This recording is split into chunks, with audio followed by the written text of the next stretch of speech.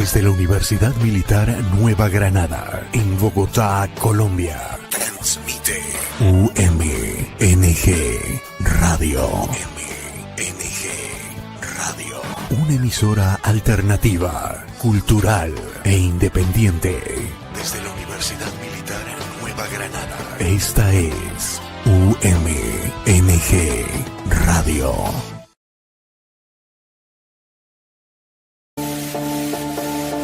Tune in and speak up. Hello English learners. Want to learn something interesting whilst having fun? Welcome to Tune In and Speak Up, the podcast where you'll get to know this beautiful language in depth. Each week, we'll dive into exciting topics, share practical tips, and tell you fascinating English language stories. So whether you're studying, going to work, or just relaxing, connect, listen, and let's make English part of your world. Wherever you are, whenever you want, just hit play, tune in and listen up. Tune in to UMNG Radio every Tuesday from 11 a.m. till noon. Don't just learn English, live it.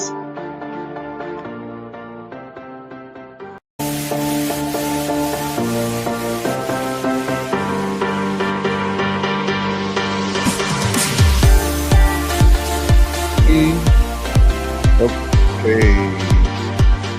Good morning, everybody. Welcome to Tune In and Speak Up, the podcast from Universidad Militar Nueva Granada, where we explore curious stories, surprising facts, and cultural insights from around the world, all through the lens of English learning.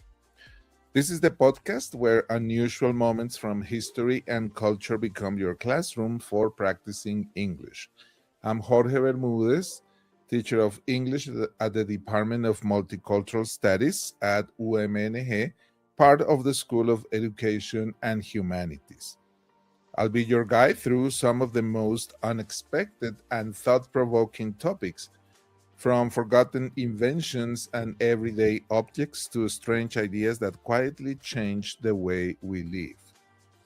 Whether you're learning English as a second language or simply enjoy discovering how culture and history shape our daily lives, this podcast is for you. So if you're ready to improve your listening skills, expand your vocabulary, and explore the hidden stories behind ordinary things, grab your headphones, tune in, and let's speak up. Today in our program, the origin of jeans from workwear to world icon. A pair of pants that changed the world. Few objects are later. I don't have my presentation. Okay. Here we go. Okay, beautiful. A pair of pants that changed the world. Few objects are as familiar as a pair of jeans. They are worn by students and workers, musicians and presidents, children and grandparents. They appear in classrooms, offices, farms, concerts, and factories. Across cultures and continents, jeans have become a kind of global uniform.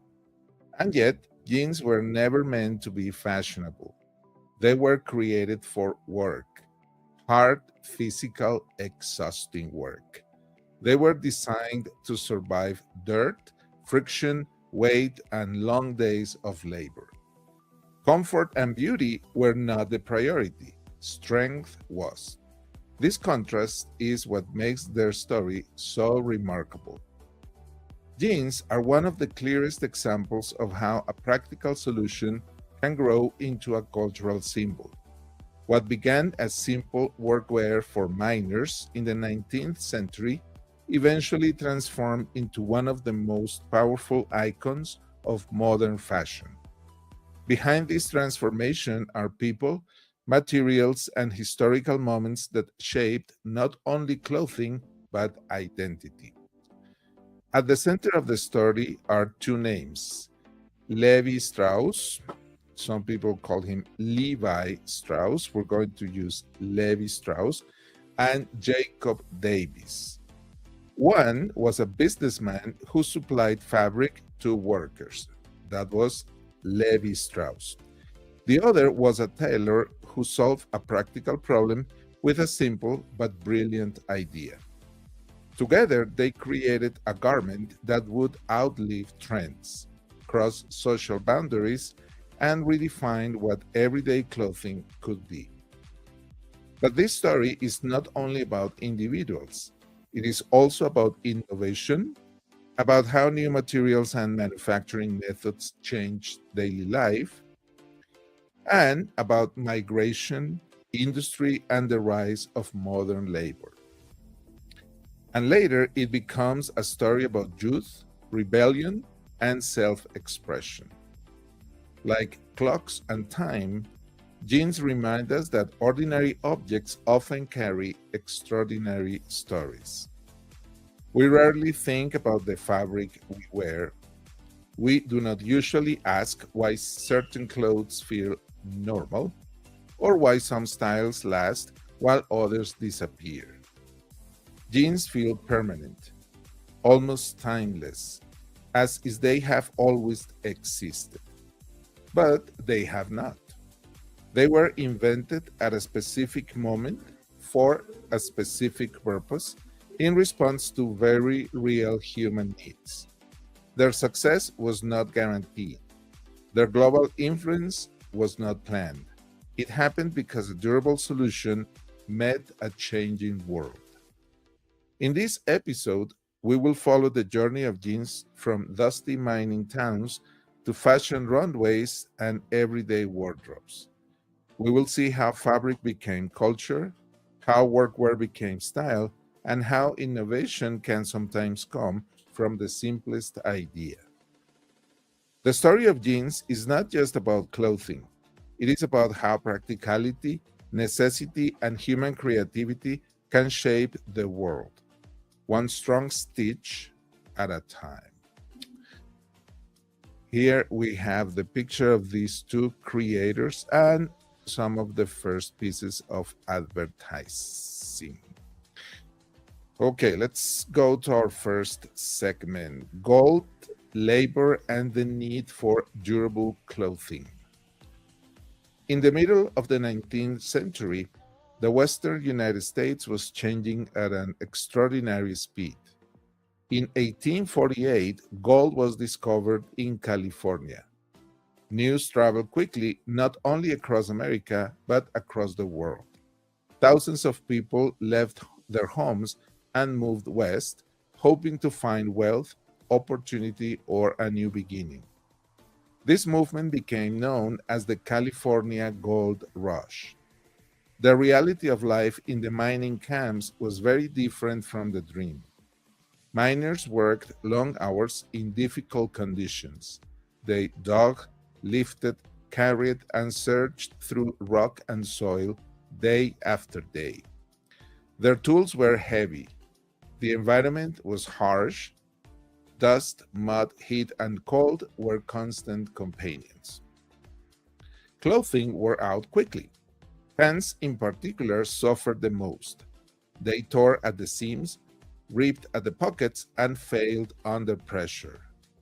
For workers, replacing clothing was expensive and inconvenient. What they needed was not elegance, but durability. At the same time, the American West was becoming a place of intense economic activity. Railroads, farms, and towns were expanding rapidly. Workers in many industries faced similar problems. They needed clothing that could survive physical labor. This practical need created an opportunity. Levi Strauss was a German-born immigrant who had settled in San Francisco. He was not a fashion designer. He was a businessman. Strauss sold dry goods, including fabric, clothing, and supplies, to workers and merchants. Among the materials he sold was a strong cotton fabric known for its durability. This fabric would later be called denim. but at the time it was simply valued for its strength.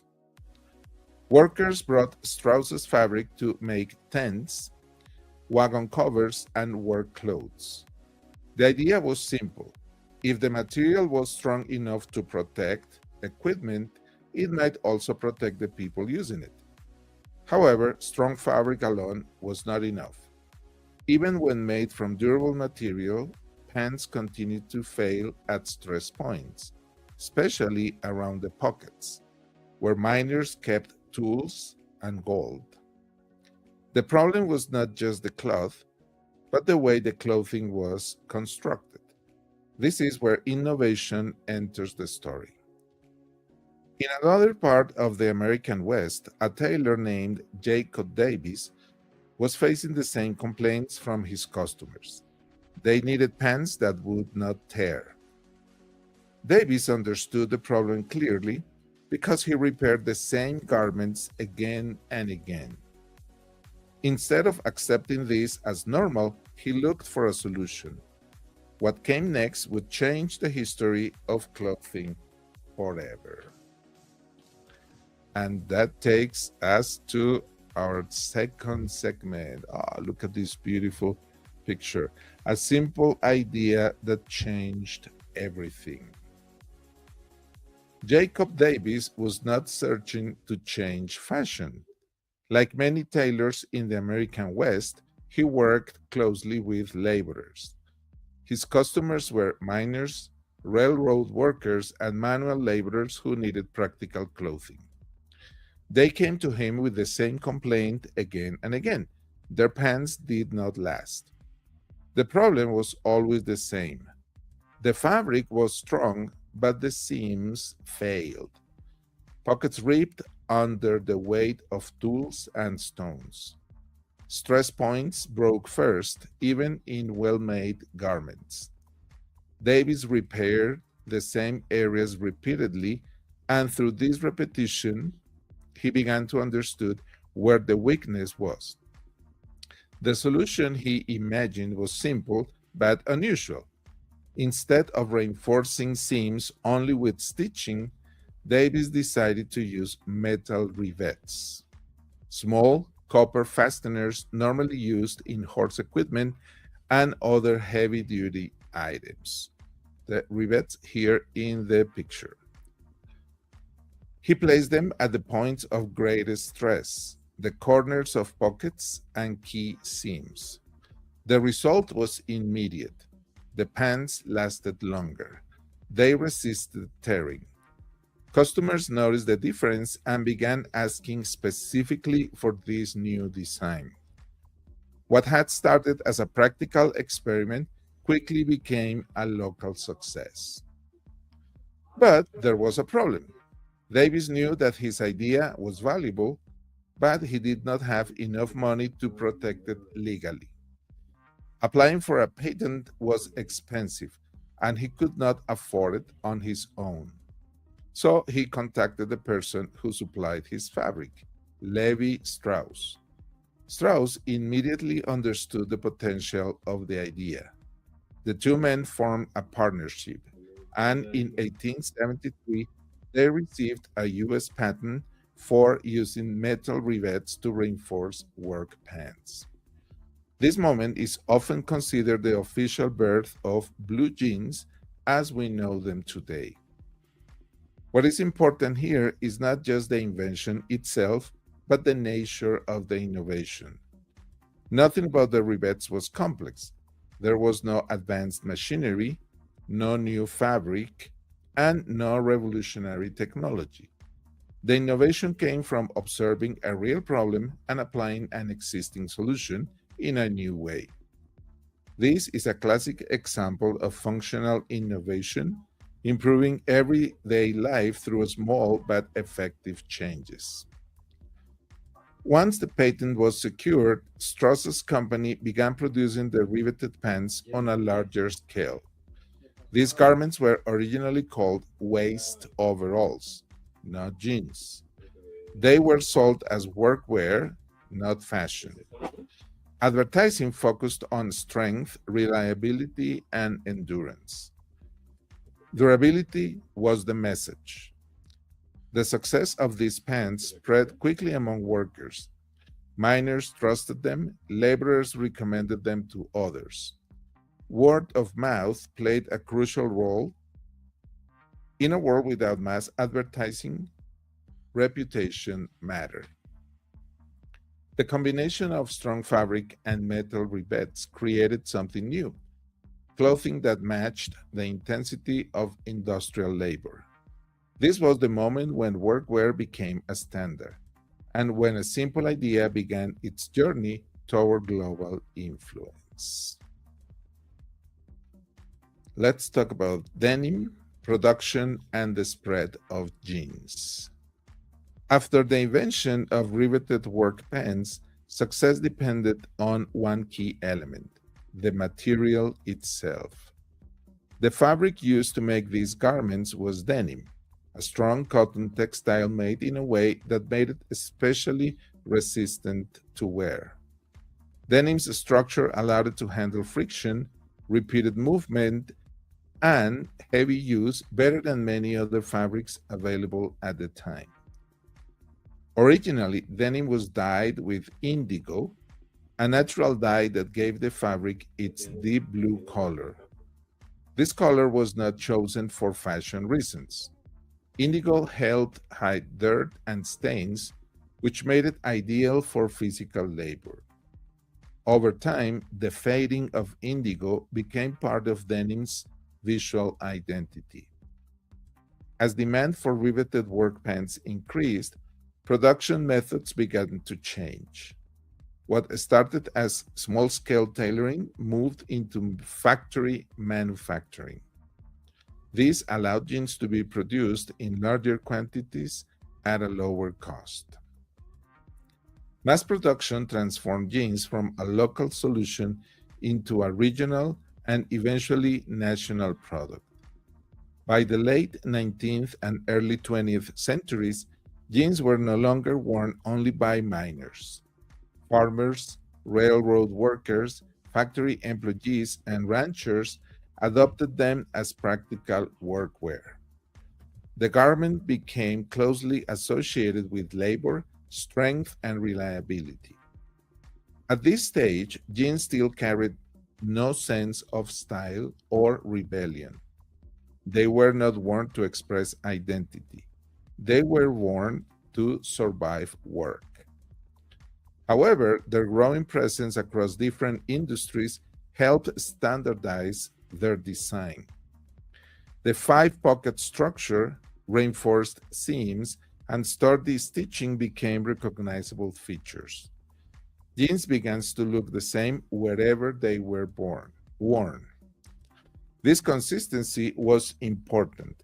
It allowed jeans to be easily recognized, trusted, and replaced.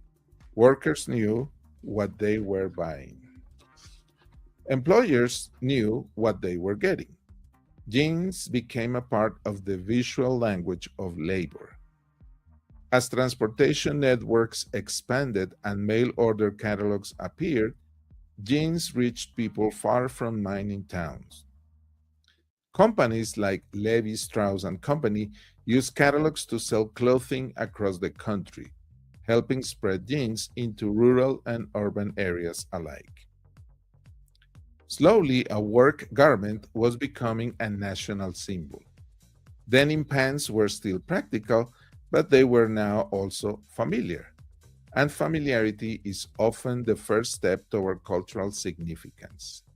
Jeans had not yet entered the world of fashion, but they were ready to. And that takes us to segment 4. From workwear to rebellion and fashion. For decades, jeans were defined by work. They were worn by people who labored with their hands and bodies. They represented strength, endurance, and practicality. Because of this, jeans also carried a strong social meaning. They were associated with the working class, not with elegance or high status. This meaning would soon change. In the early 20th century, jeans began to appear outside factories and farms. One important reason was the growth of the American West as a cultural idea. Cowboys, ranchers, and outdoor workers wore denim, and these images became popular through books, photographs, and later films. Hollywood played a decisive role. In the 1930s and 1940s, Western movies presented jeans as part of a rugged, independent lifestyle. Actors wore denim not because it was fashionable, but because it symbolized toughness and freedom. For audiences, jeans started to represent something more than work. They represented character. After World War II, this meaning shifted again. In the 1950s, young people began wearing jeans as a form of cultural expression. Teenagers and young adults adopted denim partly because it was comfortable and affordable, but also because it challenged social norms. In many schools, jeans were banned because they were seen as inappropriate or rebellious. This reaction only made them more powerful.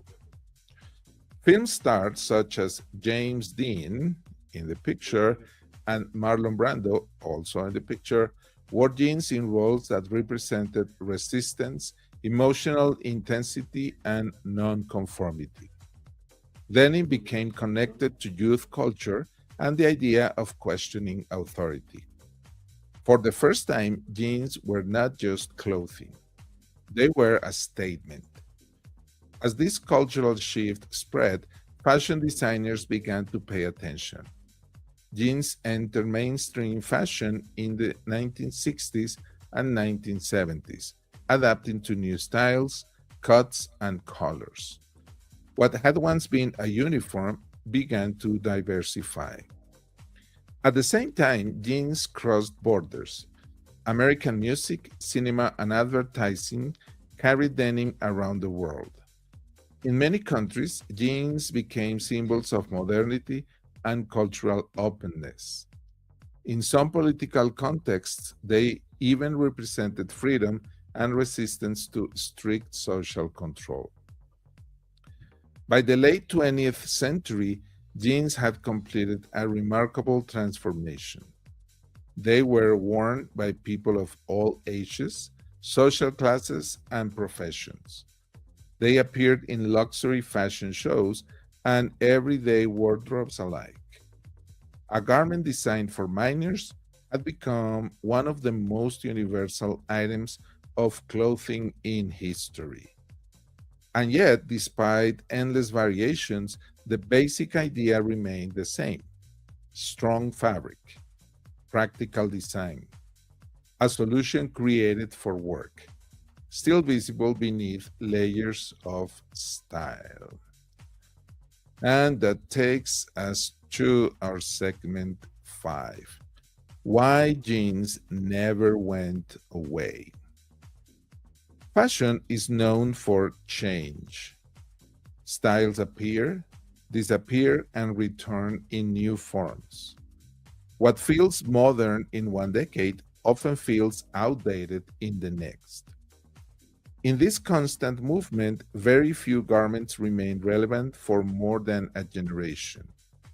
Jeans are a rare exception. Their survival is not an accident.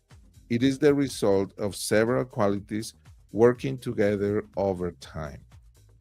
The first is function. Jeans were designed to work.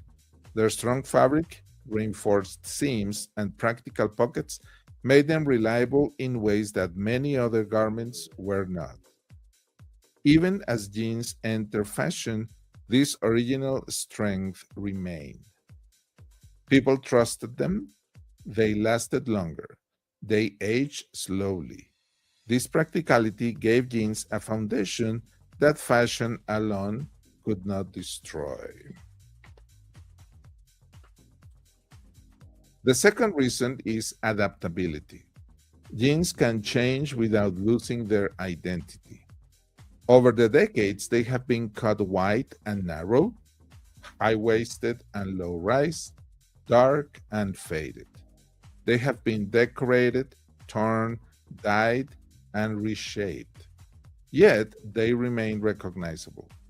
Few garments allow this level of variation while still feeling familiar. The third reason is symbolism.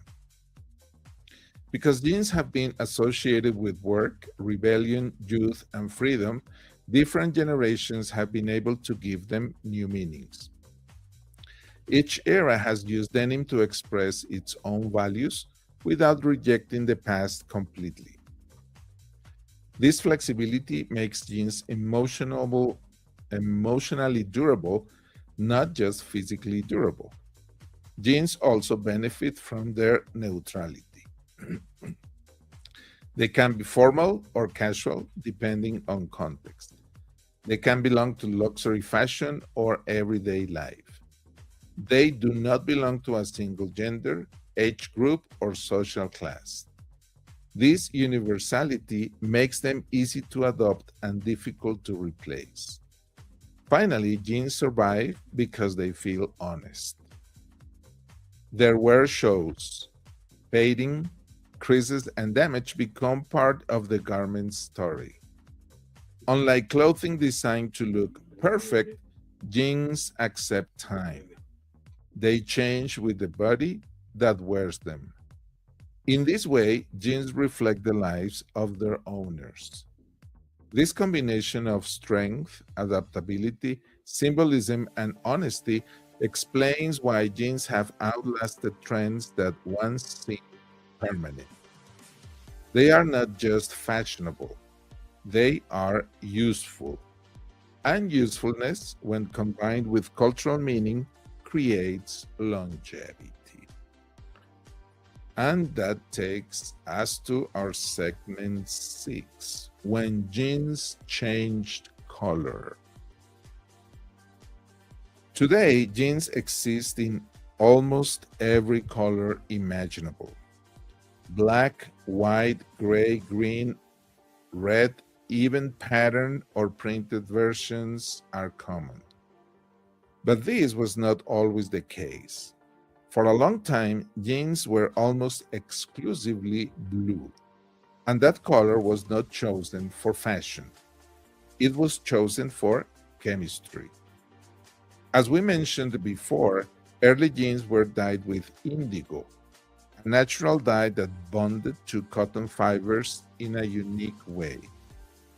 Unlike many dyes, indigo did not fully penetrate the fabric. Instead, it stayed mostly on the surface of the threads.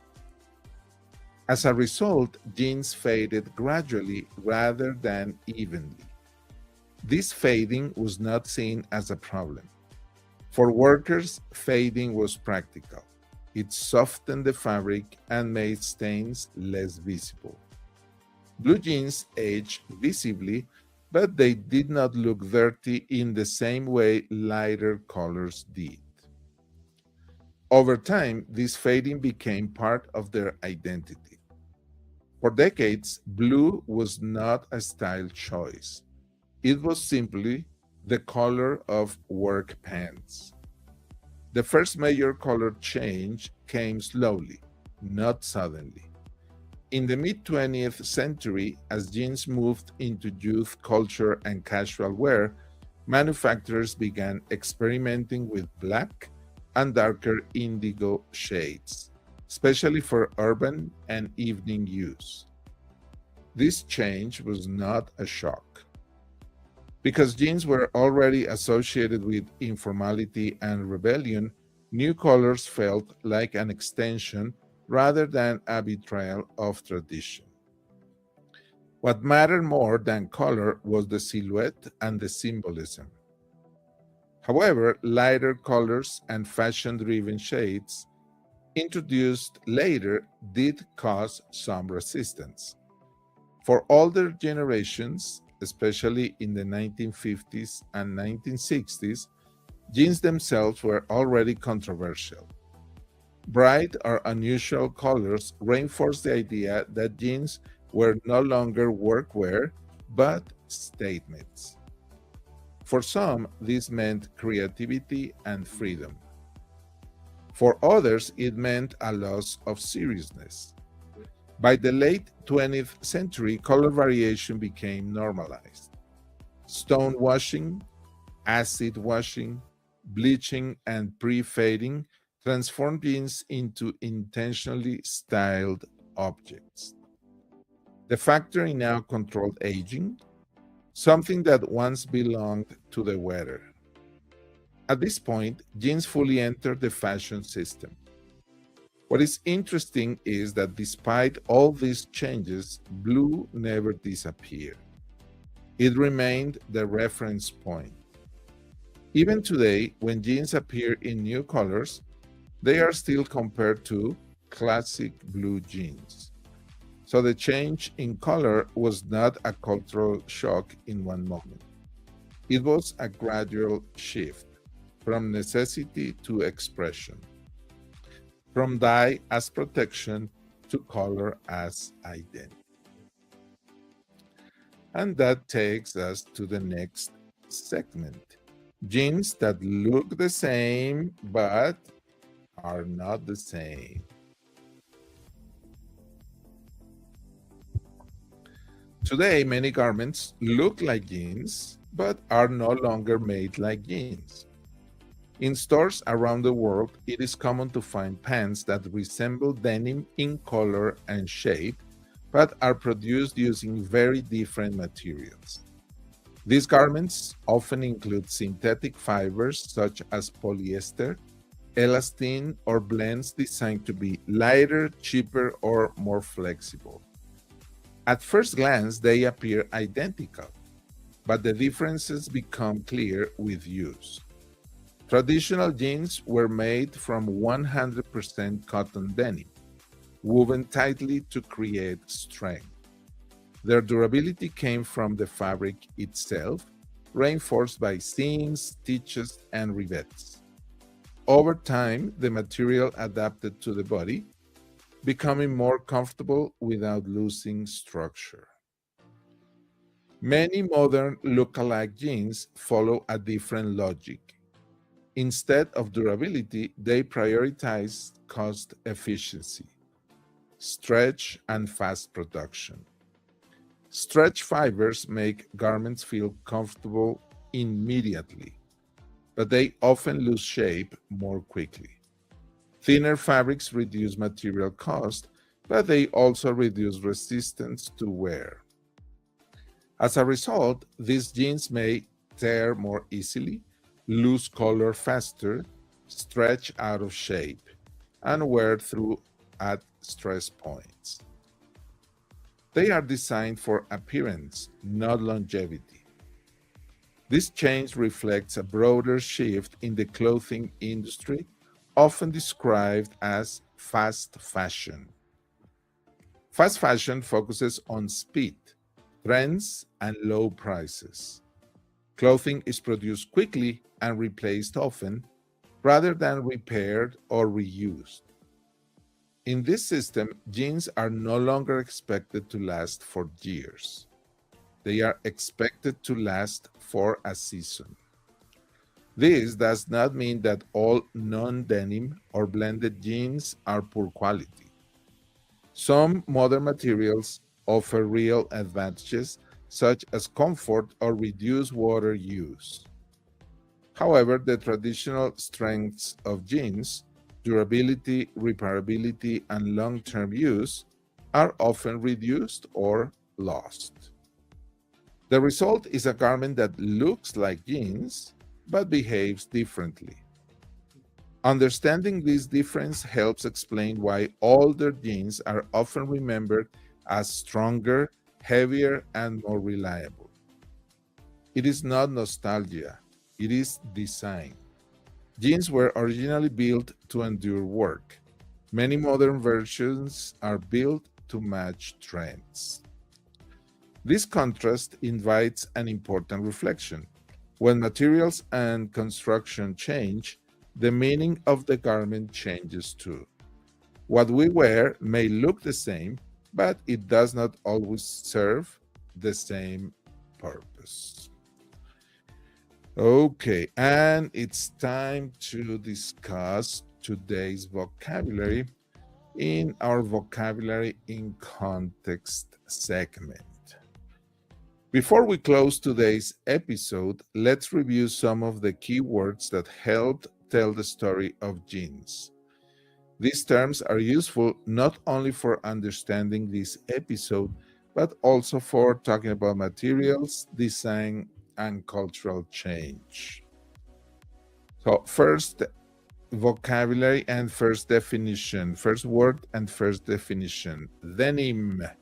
Denim is a strong cotton fabric woven in a special way that makes it resistant to wear.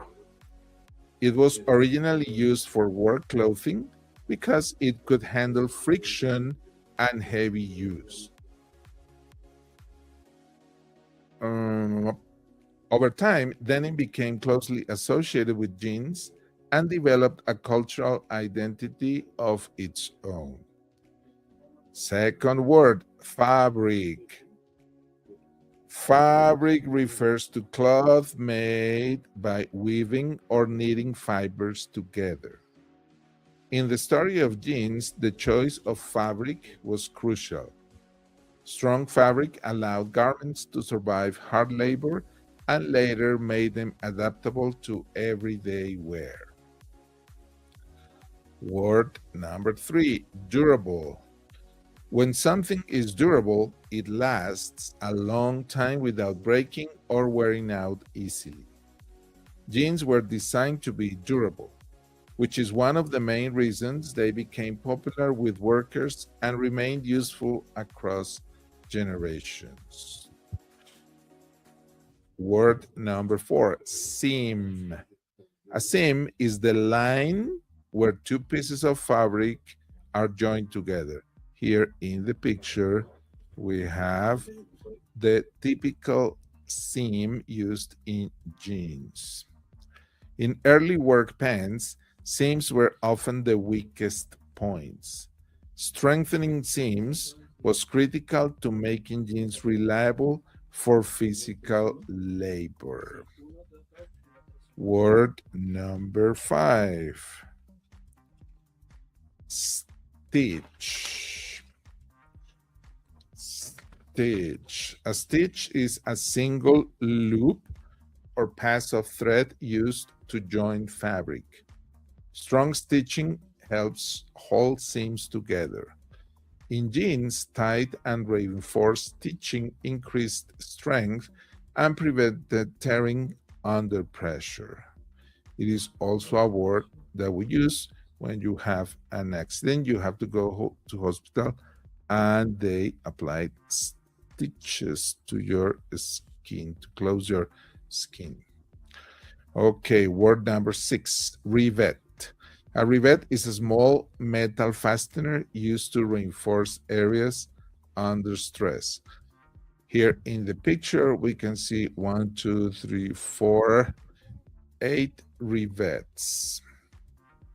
The use of copper rivets at pocket corners was the key innovation that transformed jeans into truly durable workwear. Rivets solve a practical problem with a simple idea. Next word, fashion. Fashion describes popular styles of clothing at a particular time.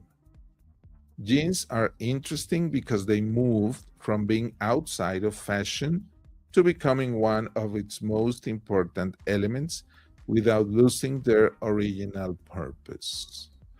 And the last word in this review, innovation. Innovation is the introduction of a new idea or method that improves something. The use of metal rivets in jeans was an innovation because it solved a real problem in a simple and effective way. These words help explain how jeans developed from practical workwear into a global cultural object. And that takes us to our last section and our closing reflection. Worn by the world. Jeans were never designed to be iconic. As we said, they were created to solve a problem. Torn pockets, weak seams, clothing that could not survive work. Their success came from usefulness, not ambition. And yet, over time, they became something much larger. From mining camps to city streets, from factories to fashion shows, jeans have followed the movement of people and ideas. They have adapted without disappearing. They have changed without losing their identity. This journey reminds us of something important. Objects do not need to be complex to be influential. Sometimes the most powerful designs are those that respond honestly to human needs. When practicality meets creativity, the result can shape culture in unexpected ways. Every pair of jeans carries this history quietly, in its fabric, its seams, and its strength. Unlike all everyday objects with extraordinary stories, jeans continue to connect the past to the present, one wear at a time. Okay, that's it. Thank you so much for spending this time with me on Tune In and Speak Up, the podcast from Universidad Militar Nueva Granada. I hope you enjoyed our journey discussing the origin of jeans and discovered how even the most ordinary objects can carry deep cultural meaning. If this episode helped you see everyday life a little differently, or helped you connect language with history and culture in a new way, then this episode has done exactly what it was meant to do. Learning English is not only about grammar or vocabulary. It is also about understanding how people live, think, and express values through simple actions. This season, we will continue exploring unusual yet meaningful topics that reveal the strong connection between language, history, and daily experience. Each episode is designed to help you improve your listening skills, expand your vocabulary, and develop a deeper awareness of how culture shapes communication. If you found today's episode useful or interesting, feel free to share it with your classmates, friends, or fellow English learners. Learning becomes stronger when it is shared, discussed, and experienced together. And if you'd like to share your thoughts, reflections, or feedback, we would truly love to hear from you. Your ideas help us grow, and your voice helps shape future episodes. This podcast exists for learners like you, curious, thoughtful, and committed to improving step by step. We'll be back next week with another topic that may surprise you, make you reflect, or inspire new conversations in English. Until then, keep listening, keep practicing, and most importantly, keep exploring the world through language. And as always, keep speaking up. Until next time. Eito, thank you very much. See you next week, people.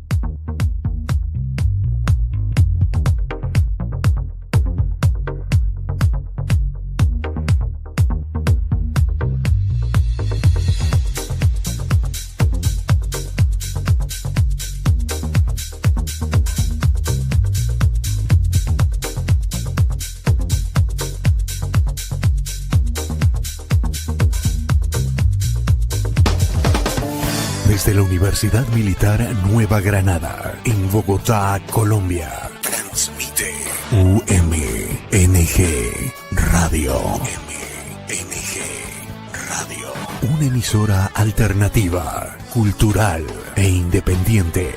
Desde la Universidad Militar Nueva Granada. Esta es UMNG Radio.